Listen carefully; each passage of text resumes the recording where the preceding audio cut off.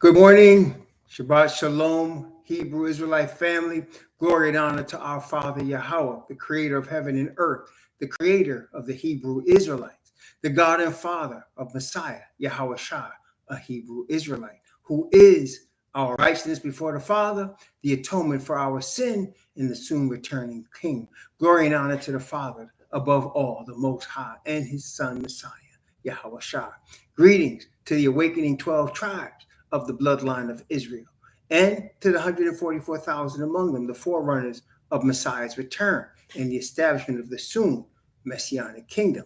Greetings to the precious souls retrieved from the Gentiles by the Father through the righteousness given from the Father through Messiah into the Hebrew Israelite family. Greetings to the chat, Brother Lonnie, Sister Relaxing Your Mind, Isha, Shama, and Frankie. Superstar, Sister Love Blue, Listen to Your Body, the Daniels family, E.E., Jillian, Gary Joseph, Brother Baldy Thorpe, David Harriet, Brother Will Thesia, Brother Stephen Kelly. Greetings to all of you. We're continuing our study. Brother Castle King, Shabbat Shalom. We're continuing our study. Oh, Yakoba, let me not miss you, but Koba Ban Yashara. Looking forward to seeing y'all. Praise the Most High. So we're continuing our study in These Be the Words. In the beginning, the Most High named the children of Israel. Yahweh called Moses. Yahweh spoke to Moses. These be the words. Chapter 5 today, we start. Journey to Yah, only one way, Shalom. We are continuing our study in the covenant of righteousness that the Father gave to Israel. Righteousness is the key attribute of the Father. I know the Christians like to push the term love, but love is included in righteousness. Okay, love is included in righteousness. In fact, all of the positive attributes that the Father wants us to be are included in the one attribute, righteousness. Because in righteousness, there is no sin, there is no rebellion. You can love the wrong things, and many of us have. Many of us have loved things and people that we shouldn't have been attached to. You can love the wrong thing. Righteousness is never wrong. Y'all got me? You can love the wrong thing, the wrong person. You can be in love with something that's going to hurt you or hurt others. But righteousness never hurts anyone except the unrighteous. And our Father is righteousness, and he wants us to be righteousness. The covenant that he made with us on Sinai is a covenant of righteousness. He made it with just us. Now, you saw the scripture in the thumbnail, in the description section. I want to turn to that. That would be Jeremiah chapter 23. Jeremiah chapter 23. And so all of us, all of the people, whether they be converted from the bloodline of Jacob or whether they be from the bloodline of the Gentiles, all the people in the kingdom will be righteous. All the people in the kingdom will be of righteousness. And in fact, before we can be declared righteous by the Father, we must be of righteousness. And we'll go into that in a minute. And so the principles of the covenant that we have been reading last night are the principles of perfect righteousness. Not having another God, but the God of righteousness makes sense when you understand he is the only God of righteousness. He is righteousness, and he gives righteousness, and there's no other God of falsehood that could do that. So he says, thou shalt have no other gods. Don't make an image and bow down to it, because the image is not righteousness. Okay? Don't take his name in vain, because you're being deceptive, and that is not righteousness. Rest on the Sabbath, because the rest is righteous. Honor your parents, because respect to the elderly and your parents is righteous. Do not murder, because murder is of the unrighteous. Do not be unfaithful in adultery, because adultery is unrighteous. And that's where we left off yesterday. I want to start off today. So the subject and character of righteousness is the most important thing. It is the thing that will cover us, seal us in the spirit of righteousness. And so that is the thing. What we see on this earth, can I say the earth has a lot of unfairness in it? Can I say that? Does the earth we live in have large amounts of things that are unfair? Because part of righteousness is perfect fairness. So this earth is unrighteous, which is why it will be destroyed. And the Father will heal it once he cleanses it from unrighteousness. Okay? Praise the Most High. So it's a very strong theme in the Bible, the strongest theme, and it is the strongest characteristic of our Heavenly Father and of Messiah, and from them to us, the theme of righteousness. When you have a spirit of righteousness, you will sense when you or others are being unfair. In order to obtain the spirit of righteousness, we need to be repentant. Because repentance is righteous. Why? Because you're telling the truth about you. And in this world, especially among the people that are the children of Yhwh that run the earth, they're good at wearing masks. What do I mean mask? A mask is a front that's giving you a false impression of what the face is saying. And people love to wear masks. You know where you see a lot of people with masks? On Facebook. You see a lot of people with masks on Facebook, smiling and acting like life is perfect, and they're miserable. Laodicea wears masks. The Bible said, you think you're rich and have need of nothing, but the reality is you're poor and blind and miserable. Because in this world, a lot of people wear masks. So you don't know what's behind the smiling face for real. Right? Yeah. What did that song say? Smiling faces show no traces of the evil that lurks within. I think, what was that? Was that the Spinners, your old heads?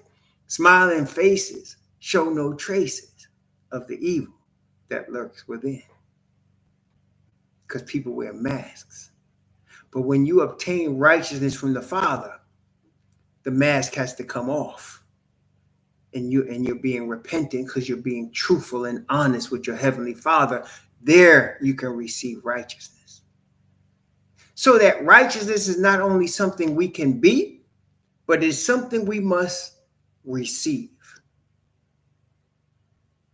So let's talk about it. Let's study it in the Word. Jeremiah chapter 23, in the description of the Messiah, describes him as Father's righteousness.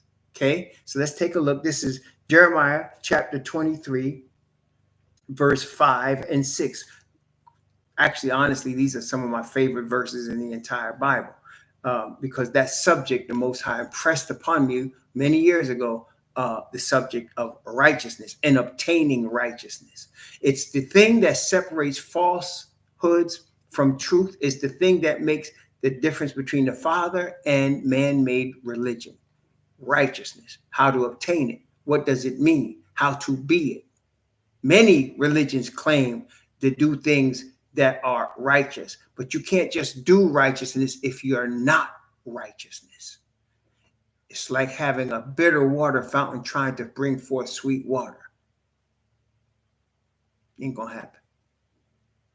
The fountain has to be sweet for the water to come out sweet. And the fountain becomes sweet when we become Father's righteousness. Let's take a look. This is Jeremiah chapter 23, beginning at verse 5 and reading to verse 6. Behold, the days come, saith Yahweh, that I will raise unto David a righteous branch, and a king shall reign and prosper, and shall execute judgment and justice in the earth. In his days, Judah shall be saved, and Israel shall dwell safely.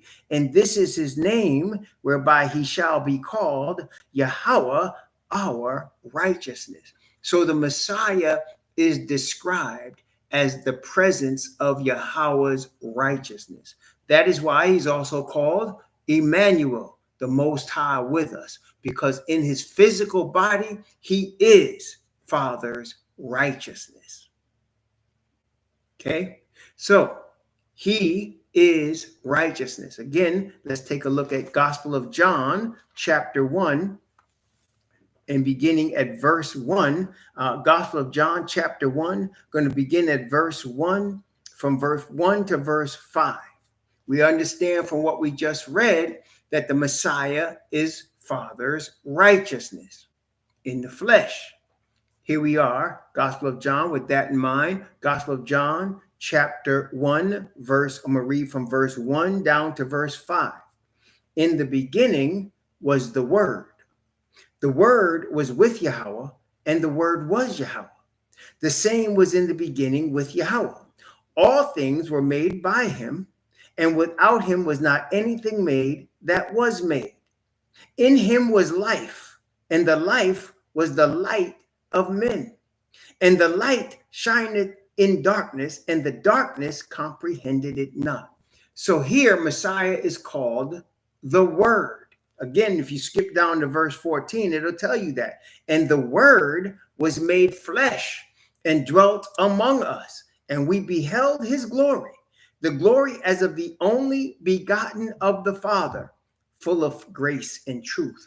So Messiah is the representation of the Father's righteousness, and the Father's righteousness is exemplified also in his Word. So his Word is righteous, and his Son, being his example, is righteous. So the Messiah, yes, Brother Stephen Kelly, is the gift of righteousness to us. And it's important that we understand this very vital point, which we've been pushing and will continue to push. Messiah is a Hebrew Israelite. So that righteousness was gifted to the Hebrew Israelites. Do we understand that? It was not gifted to any other persons. It was gifted to the bloodline of Abraham. Not just all his bloodline, but the bloodline of Abraham, Isaac, and Jacob, the chosen bloodline. It was gifted to us, which we read yesterday in Acts chapter 13. What did Paul say? To us, Israel, it was given. So the Messiah is ours. He's our bloodline cousin. He is the representation of the Father's righteousness. And we learn from the Apostle Paul that through the Hebrew Israelites, the Gentiles will be granted access to that righteousness. That's right. And the reason we are first is because he chose Abraham, our father. And because of that promise he made to Abraham and declared, he declared it righteous that he trusted in the Most High. His seed would be the seed of righteousness, which is why the name Israel in the Hebrew is made up of two words, Yashar and Al. Al is 430 in the Hebrew. It means the Most High. Yashar means to be right. To be right with the Most High is the name of the chosen nation. To be right with the Most High. We are made right with the Most High because of the Most High's righteousness. So the Messiah is the Father's righteous word made flesh, given to his people, called by his name. Okay? So the word is righteous. Messiah is righteous. Listen now. Father is righteous. Wait a minute. Psalm 119. Psalm 119. Beautiful psalm is Psalm 119. Beautiful psalm. And in Psalm 119, as a side note, Psalm 119, when you read it, it's broken up by the Hebrew alphabet. If you ever want to see the Hebrew alphabet, look at Psalm 119. The title of each little section is a letter in order of the Hebrew alphabet. I don't know why that is, but that's how it was written. Praise the Most High. Psalm 119, verse 172. That's right. He has declared through all of our sin that at the end of it all, we are right with him. And Jacob is our example. Jacob was born the heel snatcher, the supplanter. And he acted like that. But then at the end, he became right with the Most High. See? And so that was his name, and that was the children of Jacob, right with the Most High. Now, Psalm 119, 172. Thank you. You're ahead of me, Akawan. Very beautiful. You're beautiful. Praise the Most High. Akawan Banya had the scripture. Psalm 119, 172. My tongue shall speak of thy word, for all thy commandments are righteousness. So now, the covenant between Yah and his people is righteousness. Every aspect of that covenant is righteousness. Okay? Messiah is righteousness. In his whole being, he's righteousness. He's one with the Father. The word that the Father speaks to us is righteousness. His spirit is righteousness. So now, why do I bring all that up? Because it must all come together. Which is why we talk about, people have talked to me about apocrypha. There is no term or sentence or instruction in the apocrypha of how to obtain righteousness. How do you obtain righteousness? Because without righteousness, you cannot get to the Father. In fact, let's go to Isaiah chapter 64. Isaiah chapter 64, verse 6. Isaiah chapter 64, verse 6. Verse 6 says, but we are all as an unclean thing, and all our righteousnesses are as filthy rags, and we do all fade as a leaf, and our iniquities like the wind have taken us away. So if we have filthy rags as our righteousness, how do you expect to have clean robes as righteous? What, praying 5 times a day to a stack of bricks in the Mecca? You think you're going to get righteousness that way? Or saying 100 Hail Marys, will that give you righteousness? Or being faithful in your church attendance, is that righteousness?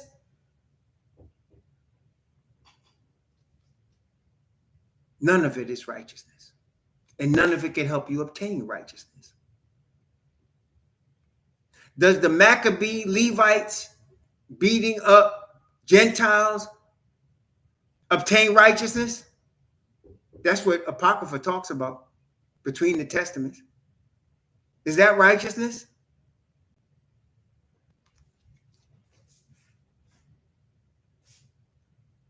You can only obtain righteousness through the Spirit of the Father by faith.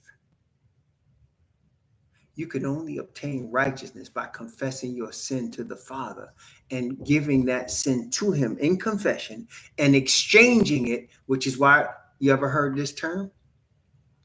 We are redeemed.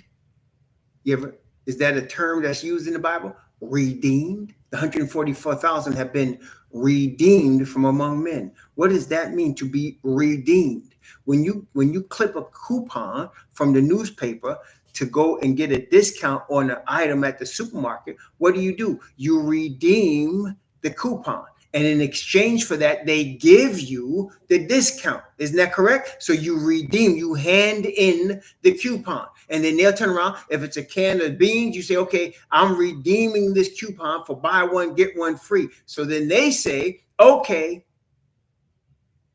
in exchange for the coupon that you redeem, we'll give you buy one and you'll get one free. So we are redeemed because we have exchanged our sin for his righteousness. That's why we redeemed.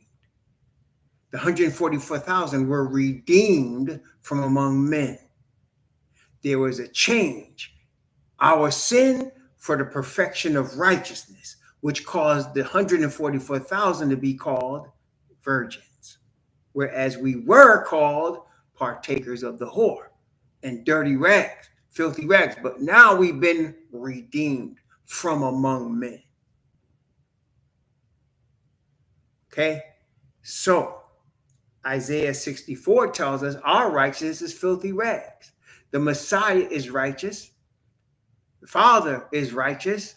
The Spirit of the Father then is righteous. His word is righteous. His commandments are righteous. So since all of that is righteous, if you remove something, let's say we start to say the law is done away with. Is that righteous? To do away with righteousness, is that righteous?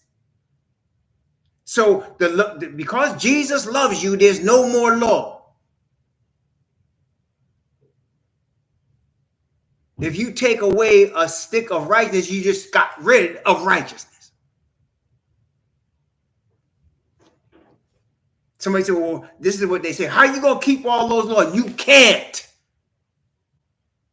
But you accept them in exchange for your sin.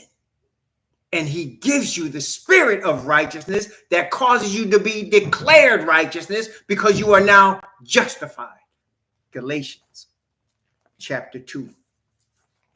Galatians chapter 2. Again, somebody like, I forgot who, somebody, once in a while, somebody will come to me and say, is this Bible good? Because it has the right name of Yah in it, or something close to what they think is the right name. But what I don't go by that, because you understand you have to have righteousness. The name of Yah you will get eventually, because he said eventually we're all going to speak the clean language, right? So we'll know his name and we'll have it right. But there are some publishers that try to pass off the name in terms of, yes, you're saying the right name, but if there's no way to obtain righteousness, what does the name mean? What does it do for you if there's no way of obtaining righteousness? So I have a code of verses I look at to see if the righteousness by faith message is in there.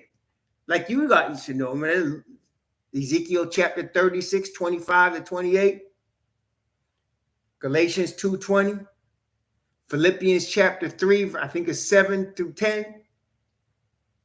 Revelation 12, 17. And Revelation 14, 12.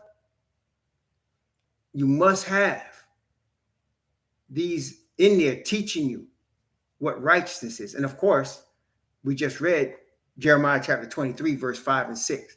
You got to, that book, whatever they're calling it, it's got to have a way. Zechariah chapter, what is that? Zechariah chapter 3? Yeah, chapter 3, the whole chapter. Got to have that. Got to have that in there. Got to be telling you how to get the clean robe. And there's many others. But I'm looking at these verses and I'm saying, okay, what is righteousness? Okay, and how do I get it? Galatians chapter 2, verse 20 says it the way, like, okay, let's just read it. Galatians chapter 2, verse 20. I am crucified with Messiah. Nevertheless, I live. Yet not I, but Messiah liveth in me. And the life which I now live in the flesh, I live by the faith of the Son of Yahweh, who loved me and gave himself for me. Let me go back to verse 19. Actually, let me go back to verse 16. Yes, I'm going to go back to verse 16 and go down to verse 21. Knowing that a man is not justified, this is Galatians 2:16, by the works of the law, but by the faith of YHWH Mashiach. Even we have believed in YHWH Mashiach, that we might be justified by the faith of YHWH Mashiach, not by the works of the law. For by the works of the law shall no flesh be justified. Let me stop right there. Many Christians will try to teach based on verses like this, that the law is done away with. Many claiming to be awakened Hebrews will use verses like this to say Paul is not inspired. Instead of just admitting they don't understand what they're reading, they're trying to tell you the Bible's contradicting itself because they don't understand it. Just say you don't know, because they don't. What does it say? It says you are not justified. First, we must understand, what does the word justify mean?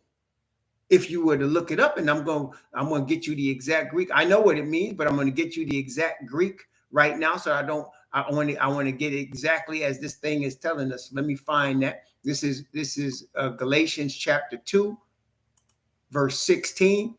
It says justified. It is dikaio. It says to render or show regard, just or innocent. Just or innocent. Very important, isn't it? So you cannot be declared just or innocent by the works of the law. Why is that? Because once you have sinned, you're no longer innocent. Like a woman is a virgin until she's not anymore, and she can never be physically a virgin again. Once she's had sex one time, she's never going to be a virgin anymore. You're a virgin until you have sex. You're innocent until you sin. Once you sin, you can never be innocent anymore. So by anything you do after, you can never be declared righteous. You can be in prison for murder, and you can convert to Islam, and you can start praying, and you can start eating right. You will not be declared righteous because of that. Yes, it's virtuous that you're doing that, but you cannot obtain perfection of righteousness from that point. So, what does it say? Man is not justified by the works of the law. Of course, because once you sin, you cannot ever be declared righteous or innocent ever again. But by the faith of Messiah Yahweh. So Messiah Yahweh owns a faith. It is called the faith of Messiah. Okay? And so he owns a faith. His faith, as we're going to see very shortly, is the Father's righteousness. The faith of Messiah is the Father's righteousness. Which is why the gospel says, I am not ashamed of the gospel of Messiah. That is the faith of Messiah. That is the message of Messiah. I am not ashamed of the gospel of Messiah, because it is the power of Yah unto salvation to all that believe, to the Hebrew first, but also to the Greek. For therein is the righteousness of Father Yah revealed. That is the faith of Messiah. It is the Father's righteousness. That is the gospel. It is the Father's righteousness as illustrated in the Messiah. Okay? So, you need something that you don't possess. It is the Messiah's. It is his faith. So you need his faith for you to be declared innocent. You need his faith for you to be declared innocent. And that faith is Father's righteousness. So you need Father's righteousness for you to be declared innocent. And the reason, let's break it down a little further. Let's go a little bit further down this hole. The reason why Messiah is the means by which you can obtain that is because he lived perfection of righteousness. He is the word of the Father made flesh. He is the covenant made flesh. He is the Spirit made flesh. And he was sacrificed and put to death. So he satisfies both demands: death to the sinner and perfection to the righteous. he satisfies both demands, so that you must have him to obtain forgiveness of your sin, because he paid the penalty of atonement, and the Father's righteousness will be given to you because the Father accepts him. Doesn't accept you. He accepts him, and he accepts you through him. Let me say it again. The Father don't accept you and me. He accepts you and me through Father Yah's Son, Messiah. So that's why if you don't have Messiah and you don't understand that it's his perfection that causes you to receive perfection, you could do anything you want to do. You still will not have righteousness. You will not be declared righteous by any works you commit. But all of your works after are righteous because you have righteousness. Okay? Does that make sense? So now that you're covered in righteousness, the works that you do, which are going to bring you to obedience to the law, because now you're in harmony with the law through faith. It ain't how we can't keep all those commandments. That's the carnal mind talking. That's a carnal mind about what commandments you can't keep. The spirit mind says, I receive all of it. And I'm declared righteous because I receive it all and give my sin up. That's why the Bible says the carnal mind is not subject to the law of Yah, neither indeed can it be. That's right. Okay, so now we are declared righteous by the faith of Messiah. And then he goes on to say, we have believed in the Messiah that we might be justified by the faith of the Messiah. So we have to believe in him to receive his faith, right? So there's two different things here. You believe in him. In other words, you believe that he's perfection of righteousness from the Father, Israelite from the tribe of Judah, and he's the atonement for your sin. So you exchange your sin and declare his name for righteousness, which the Father will give you.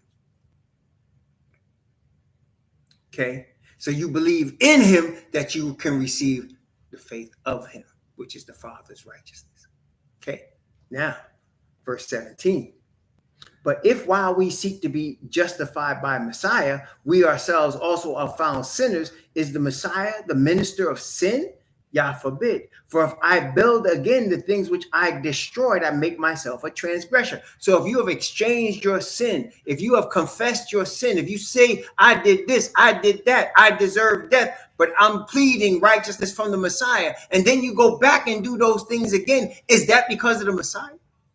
Or is that because of you? See? Verse 19. For I, through the law, am dead to the law that I might live unto Yah. Let me stop right here for a minute. What does that mean? If I, through the law, am dead to the law, that is me. I've been condemned by the law to death. The wages of sin is death. I am condemned by the law to death because I have broken the law. I am condemned to death.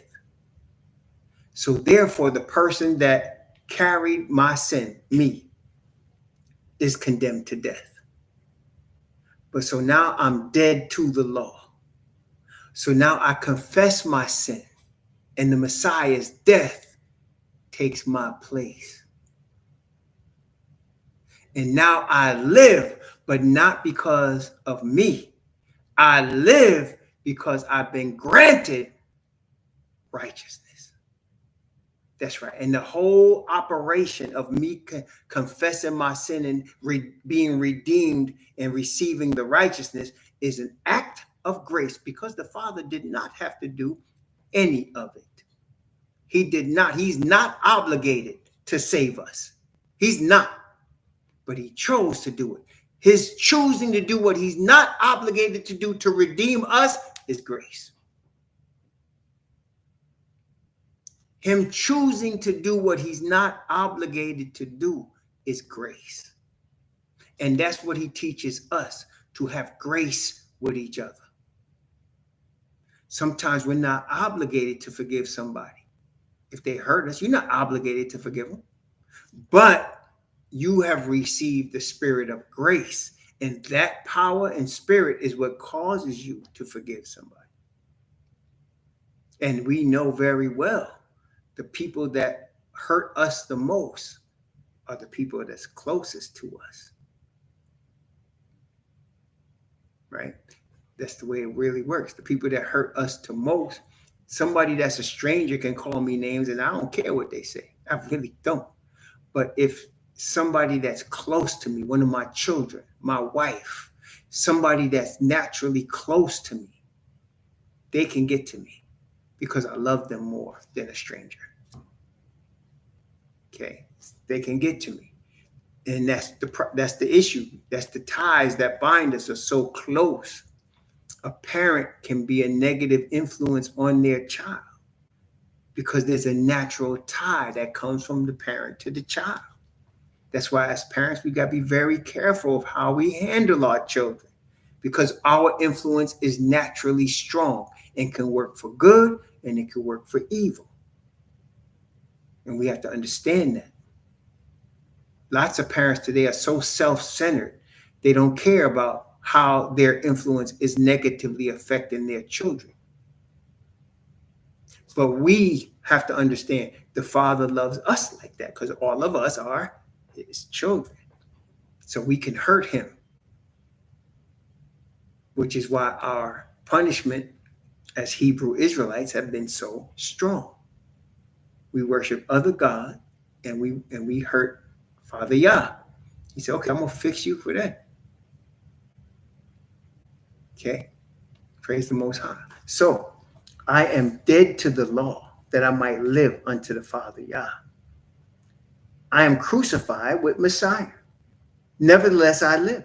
Yet not I, but Messiah liveth in me. In the life which I now live in the flesh, I live by the faith of the Son of Yahweh, who loved me and gave himself for me. So when he says, I'm crucified with Messiah, Messiah died the death of a sinner, but he wasn't a sinner. So the old person that was me, when I came to the Father, then I came to the Messiah, that person has been crucified with the Messiah because I confessed that sin. I gave it to him. And I said, I am guilty. And he said, okay. Messiah turns to the Father and said, I got him. Messiah, the Father said, okay, if you got him, I got him. Praise the Most High. If you got him, I got him. Okay. Give him that righteousness. Praise the Most High. So you can never, and I can never deserve the righteousness. It's not something you earned. It's something you received graciously. It's a tremendous gift that was given you as an act of grace and mercy. You can never have earned it. Never can. You understand? You can never have earned it. Praise the Most High. So, there should be no worry about being worthy. There's no way. Nobody's worthy to receive a precious gift that gives you eternal life. None of us are worthy. But the Father counts us as worthy because we confessed. We brought our sin to him. We acknowledged him as the only true God. That's the key, isn't it? We're saying there's no other God but you, and I'm going to let you dictate what I do. I'm going to bring everything in my life as I get ready to make a decision. I want to counsel from you. I want to counsel from your word before I do this. Now he said, oh, okay. So now you're mine. Okay. Praise the Most High.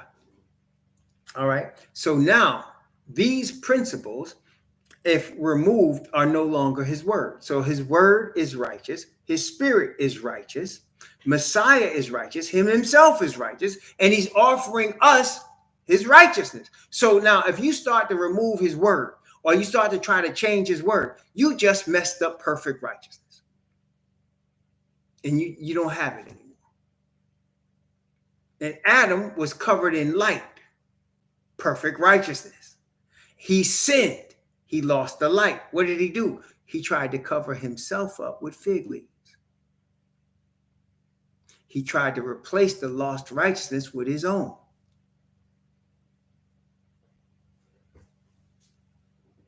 Okay. Yeah. Praise the Most High. Anyway, praise the Most High. So now, when we're looking at the covenant between Yah and his people, Yah is giving us, it's a form of Yah giving us his righteousness. The covenant between us and the Father is the covenant of righteousness. He did not make this covenant, as the word says, with anybody else. He only made it with us. So we are the people, or we're supposed to be the people representing the Father's righteousness. That's what the seal is about. It's about us receiving a spirit. That's what the early rain was about. The apostles that received the early rain power were representations of the Father's righteousness through the Messiah. Okay, it's why when you are telling the truth, you're representing righteousness, because truth is righteous. Anything against the truth that's a lie is unrighteous. And the Bible says, Satan deceiveth the whole world, and that his game is built on murder and deception. In other words, it's built on unrighteousness, which is why, as we said in the beginning of our conversation here, this world is unfair. It's never going to be fair. Never. People expect fairness, especially the ones that are entitled. That's not fair. Well, you know, this earth is not fair. We live in an earth that's not fair.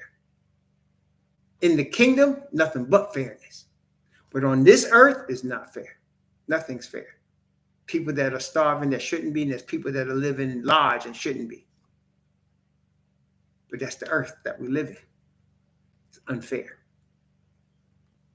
Praise the Most High for his fairness, his righteousness, his spirit, his balance that he gives us. We praise the Most High for that. Okay, now, one more on our way back to Deuteronomy. I'm going to stop in the neighborhood of Romans for a moment. Romans chapter 3. Romans chapter 3.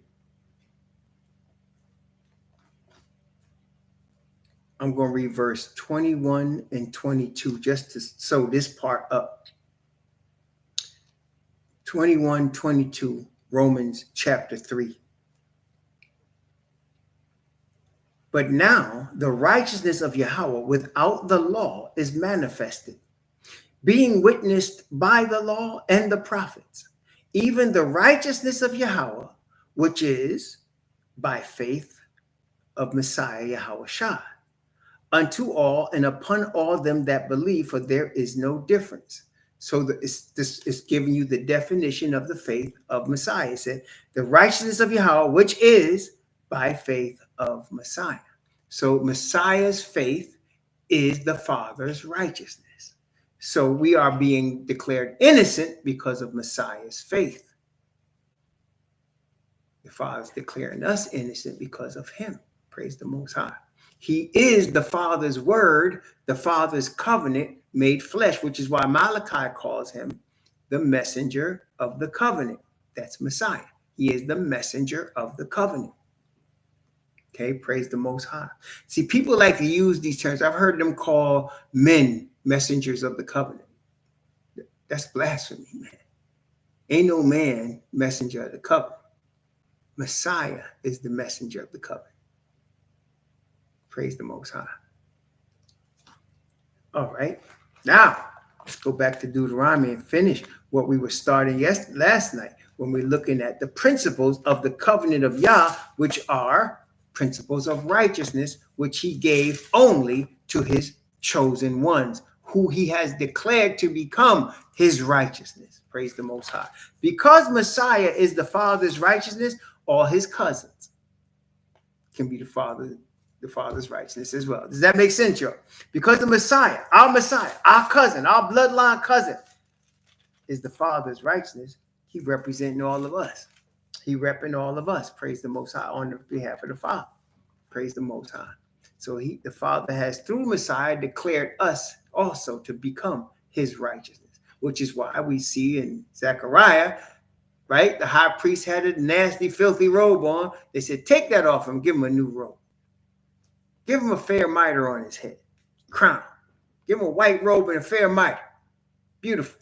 Now he's got it. Praise the Most High. All right.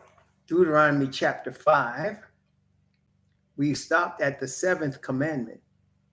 Deuteronomy chapter 5, thou shalt not commit adultery, which we understand, though, is unfaithfulness. Unfaithfulness to what? In the sense of the carnal, it's unfaithfulness in sex, but it's unfaithfulness in general. In other words, not just in sex, but just being deceptive or lying, it's unfaithfulness. Praise the Most High. But in terms of the marriage relation, it's unfaithfulness of one of the marriage partners. Unfaithfulness. Or it's a woman being unfaithful to the God of heaven by having a multiple men taking their turn. Or a man having sex with a woman that's unfaithful, being one of those men taking his turn. Faithfulness is, it's his. Doesn't belong to anybody else, never will. It's his. Adultery is, it's his turn. Very simple, isn't it? I love the simplicity of the truth. Very simple. Adultery is, it's his turn. Both on his part is adultery and on her part is adultery. Faithfulness is, it's his. On her part, she says, this is his. And on his part, he says, this is mine. Praise the Most High. And so as men and as women, we better be careful who is ours. Who is yours? Do you have somebody that's yours? Maybe you do, maybe you don't. Maybe the Most High doesn't want you to have anybody that's yours because maybe there is nobody for you that's yours. That's the truth about it. Then there's others that he has somebody for you. Are you willing to wait for him to decide to bring that what's yours to you? Or you just want to go through and take your turns? Because now you're an adulterer and a whoremonger, right? We see it all in the word. Praise the Most High. All right. Deuteronomy chapter 5, verse 19. Oh, and these little short verses are of the most powerful, man. So here's verse 19 of Deuteronomy chapter 5. Neither shalt thou steal. Neither shalt thou steal. What is stealing? Stealing is ganab, to deceive, to carry away, to secretly bring, get by stealth. Thief, literally or figuratively, to deceive. So to get something that doesn't belong to you, that you ain't paid for, is stealing. To take something that doesn't belong to you and use it, that's stealing. Stealing a car. I'm taking somebody's car. I did not buy that car, right? I didn't pay for that car. I just took it. It belonged to somebody else. I took it. That's stealing. Oh, it goes deeper though. If you take money that doesn't belong to you and you didn't earn it, it's stealing. You take money that don't belong to you. You didn't earn it. That's right. You thief. It's stealing. So what happens if you gamble? Gambling is big these days, isn't it? Gambling is huge. Used to be, gambling used to be against the law. It's not against the law anymore. It used to be against the law to gamble. Yeah. Now, why do I say that's stealing? What are you doing? You're taking money that the Most High blessed you to earn, hopefully, and you're risking it to get money that you didn't earn. Is that correct? You're taking money that you earned, hopefully, and you're risking it to get more money that you didn't earn.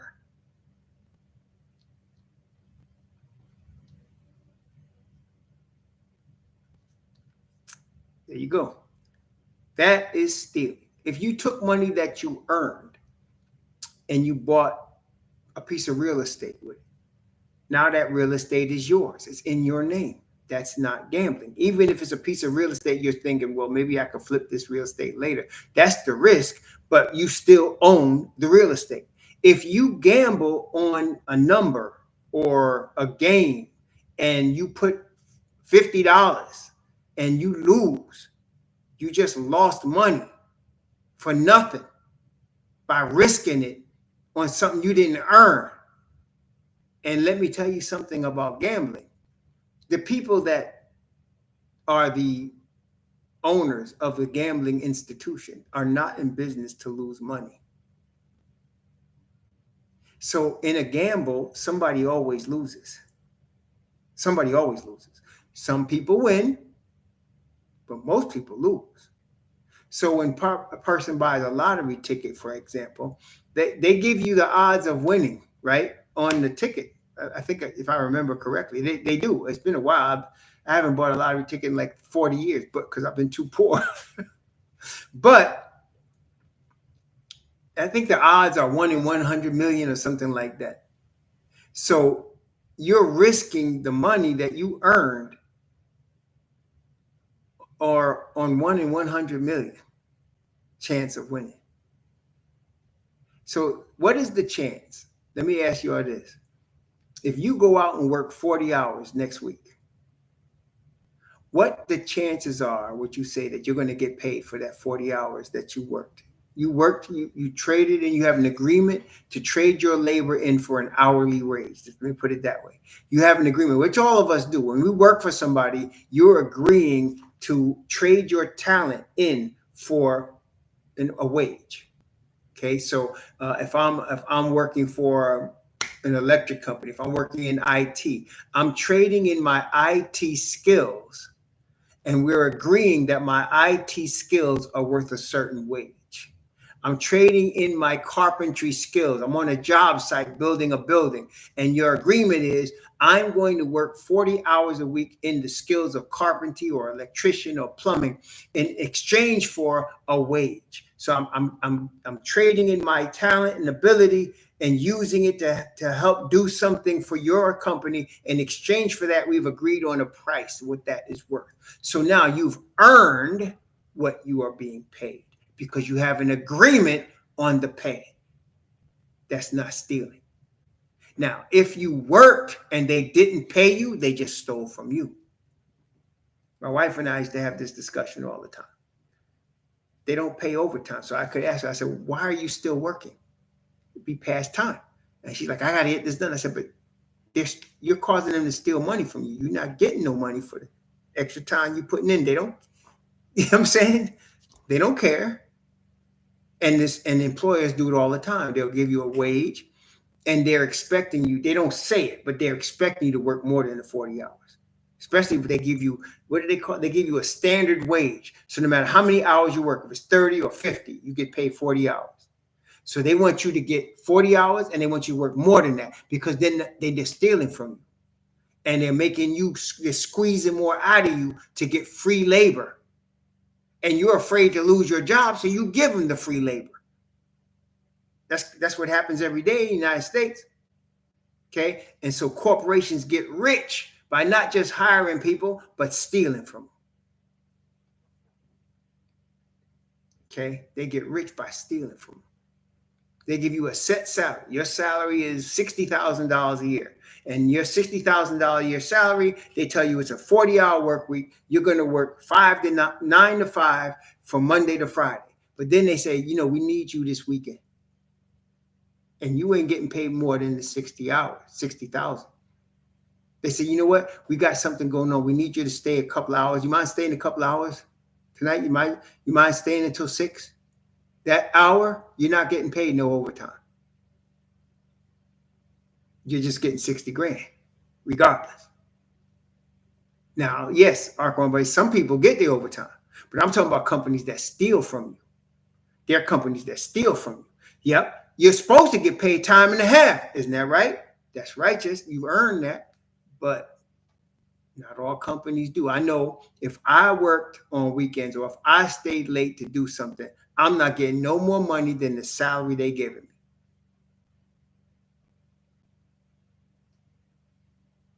That's it.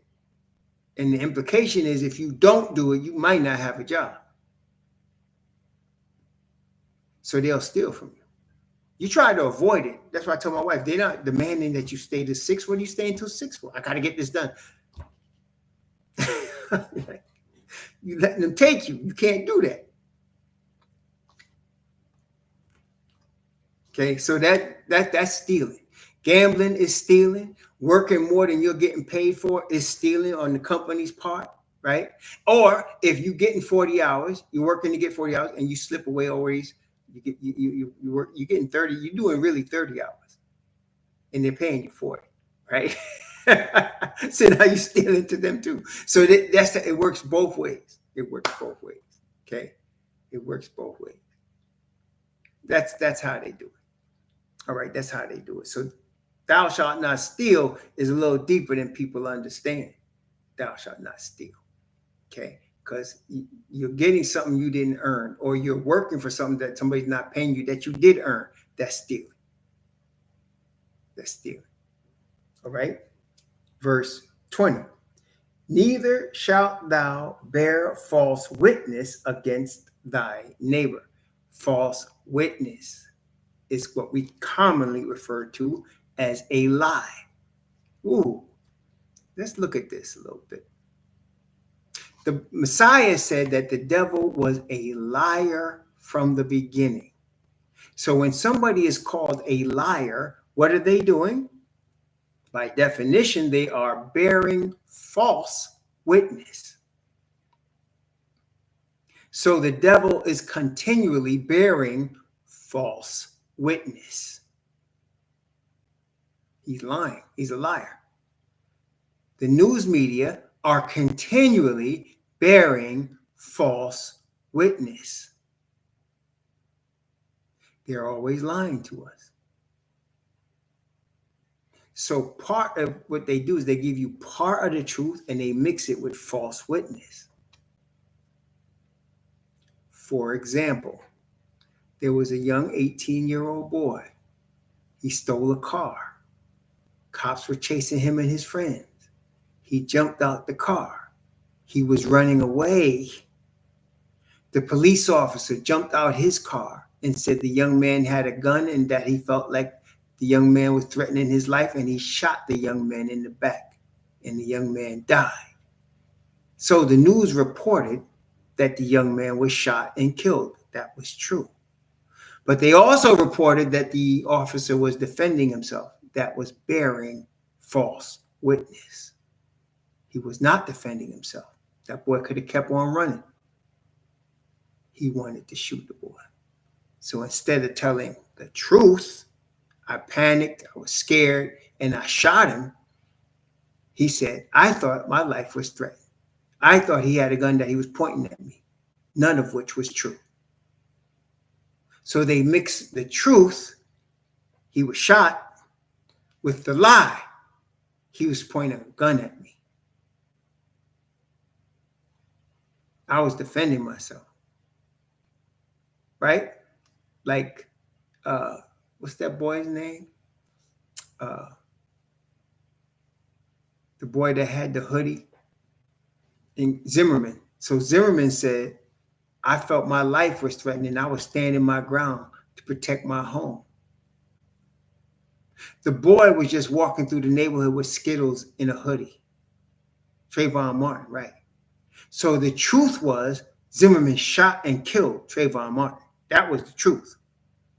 The lie was Zimmerman was defending himself and was standing his ground. That's a lie. He killed a 17-year-old boy. So they bore false witness on that. Okay? And they will try to bear false witness as much as they can get away with. You understand? So that is why you never believe media.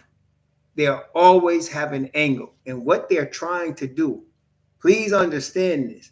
When they lie to us, they're trying to create for you an opinion that they want you to receive. So all the racist rednecks in America received that George Zimmerman acted in righteousness because he was acting in self-defense. But all people that are true and understand that he just murdered a young boy, no, we will not receive that. He wasn't righteous. He was racist. Right? There's a difference.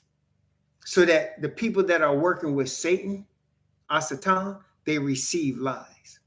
That's why the Messiah, that the Bible tells us, right? He's going to send them strong delusion that they would believe a lie. Why? Because they had not a love of the truth. The people that want righteousness want truth. So they create a narrative that they want the person that's watching this narrative or listening to it to receive. If you understand, if you know for 100% certainty, a person that walks up to you and begins a conversation with you is lying to you, don't you have your guards up to say, I know this dude lying. And more than likely, you're going to disregard everything they say, even if they mix some truth in it to make you try to buy it. If you already know they're a liar, you don't need to buy it. And if you're interested, you can find out, why are they lying? What are they trying to do? Usually they're trying to get something from you. That's usually what a liar is trying to do. He's trying to get something from you, right? Or she's trying to do something and hide it. She's cheating on her husband and she wants to hide it.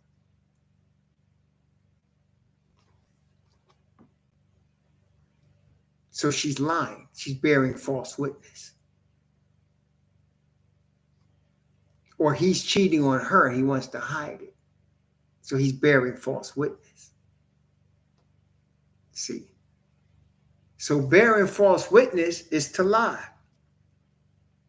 You're not being true of your witness of what's going on. You're bearing witness. All of us bear witness to something. What are you bearing witness? Is it true or is it a lie? What I'll usually say, if somebody wants me to say something and I don't want to tell them the truth, I'll say this: ask me no questions and I'll tell you no lies.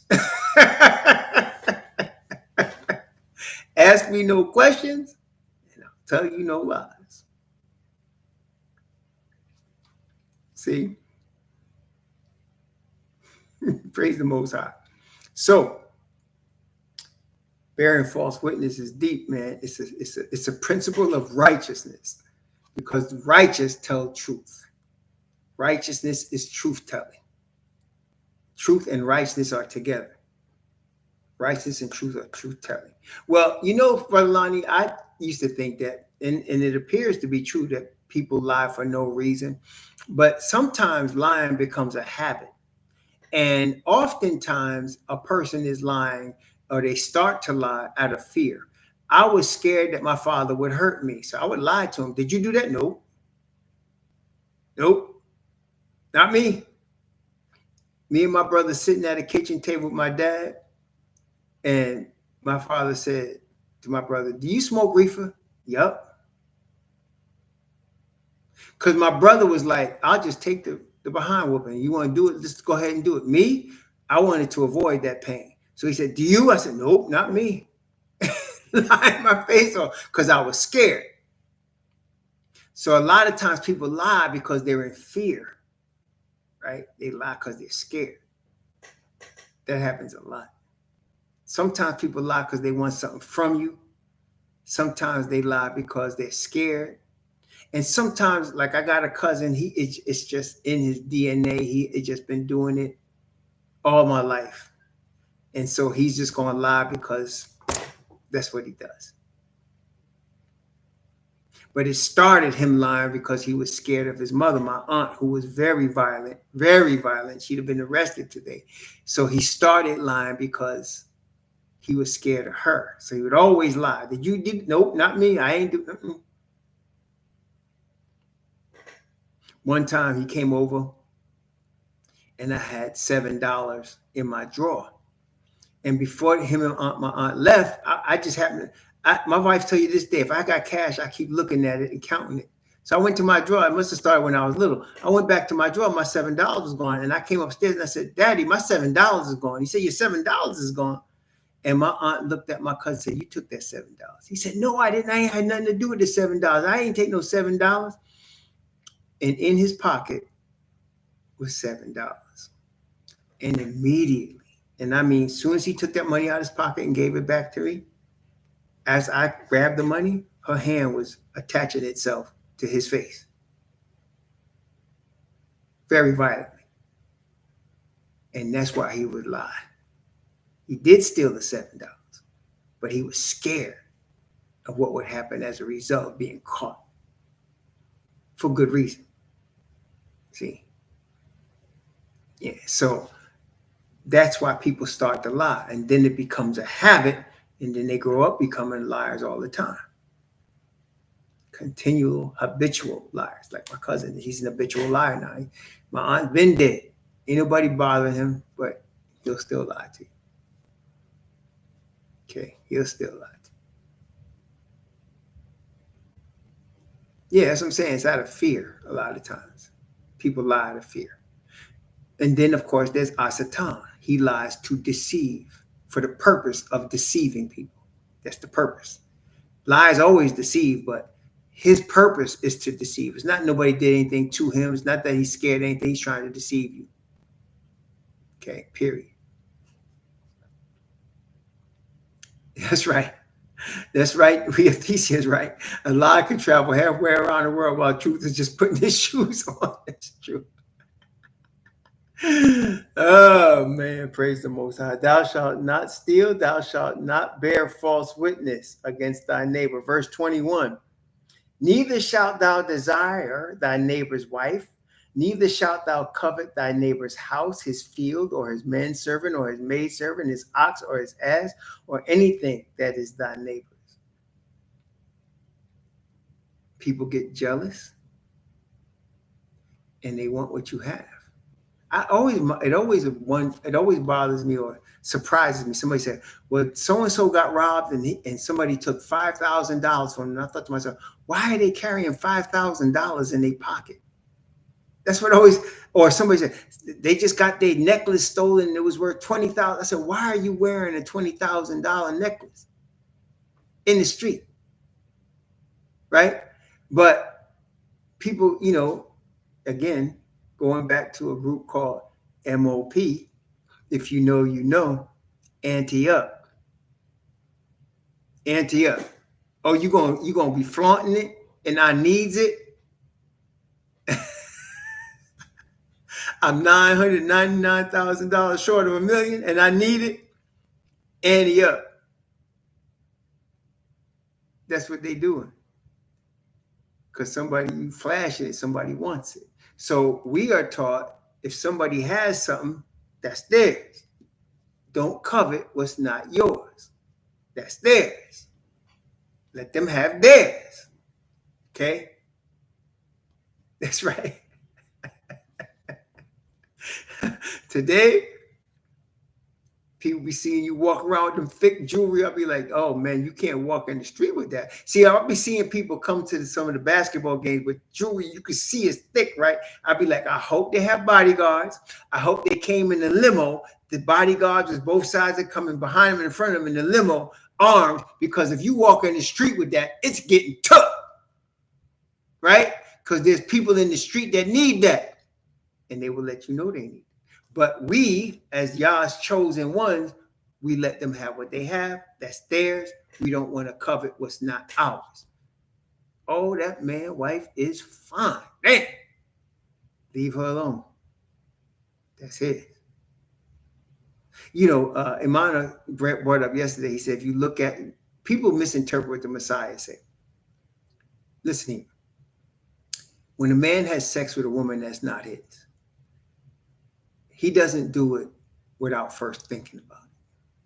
I know it just happened. It just happened. Listen here. First, you got to say in your mind, I want to have sex with her. And then after you say you want to have sex with her, you're looking for opportunity to have sex with her.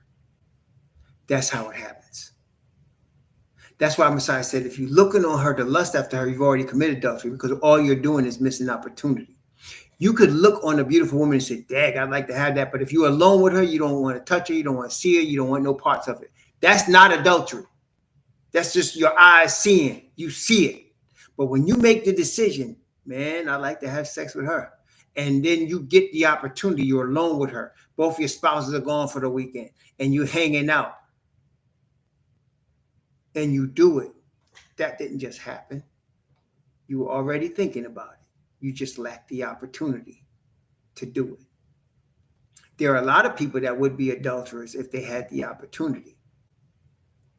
They just don't have it. But if they did, they do it. That's why, like, there was a basketball player, Kobe Bryant. He went to Denver, Colorado for some treatment or he had some knee surgery.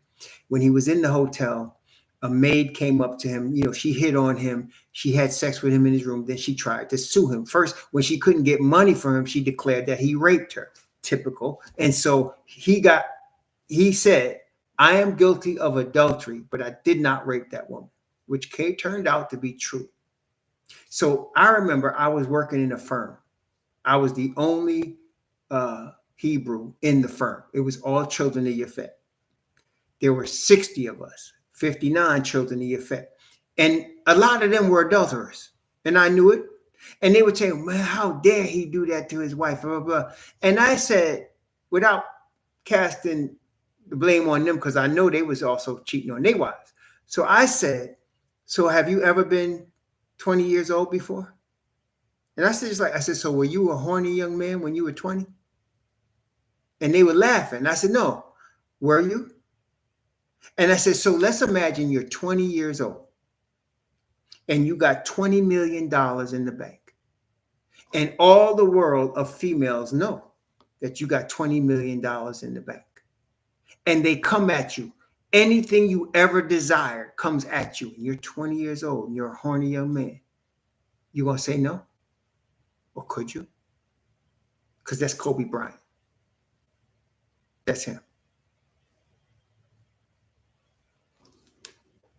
See? So you got to understand, if you're going to commit adultery, it's got to be in your mind's thought first. You don't just do it. You got to think, I want to have sex with her. Then you got to have opportunity. That's when you'll do it. See? If you are looking at her and you acknowledge she's fine, okay, you could do that. And then you get the opportunity and you don't want to deal with that. No. And I'm not no saint. I ain't going to front, but I've never cheated on my wife. But I ain't no saint. I'm going to just be honest. But there's situations, you know, where the opportunity was presented to me. Let's put it that way. More than once. And I walked out because I didn't want to do that. Okay. Put it that way. The opportunity was presented and I walked out. I did a Joseph on it. Okay. Praise the Most High. But that's what told me is a difference between me seeing something and saying, dang, that's nice. And me actually saying, ooh, I'm going to do that when I get a chance. There's different. See? And that's when I learned. It ain't just looking. See, today, if you're a man, this is the difference. A man wants to have sex with something that smells good, feels good, tastes good. That's what a man wants, and looks good. So a man is looking, and they don't, let's not front. A lot of women dress for a man to see certain things. Am I lying to you? A lot of women do. They dress, they want a man to see certain things. And then they act funny when the man says, dang, what you expecting? Everybody sees it.